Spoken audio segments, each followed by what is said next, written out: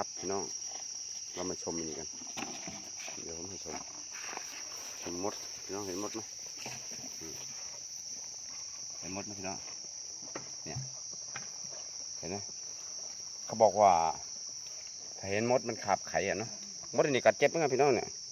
กัดคันพื้นเลยเนี่ยมดอะไรไม่รู้ลินตะลานอะไรไม่รู้เนี่ยเขาบอกว่าถ้าเห็นมดมันขาบไข่เนี่ยขาบไข่ขึ้นจากที่ต่ำเนี่ยก็ขึ้นไปที่สูงเนี่ย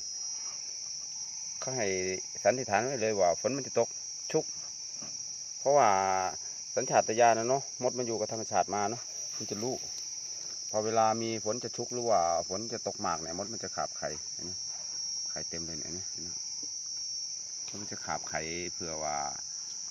หนีน้ำขึ้นไปอยู่ที่สูงเนาะเหมือนยังก็ว่าเขามีสัญชาตญาณของแมลงอะเนาะมันจะรู้ว่าฝนจะตกฝนจะชุกอะไรเงี้ยเนาะมันก็จะขับไข่หนีหลบภัยเนาะหลบภัยไปอยู่ที่สูงจริงๆเลยนะมันขับไข่ทุกตัวเลยนะตัวไหนที่ว่ามันเป็นมดนะมันจะขับไข่เห็นไหมเยอะเลยไปแยกมากมายเลยนะมันขับไข่มันคงจะย้ายไปที่อยู่ที่สูงนะมันไปแถวตรงไหนเป็นของเห็นไหมไปแยกมากมายนะครับมองบอกว่า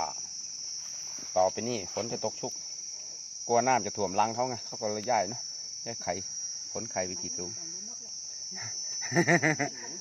อ๋ออันนี้เขาไม่ต้องรู้มดแล้วเลยโอเคครับพี่น้องแค่นี้นะครับสวัสดีครับ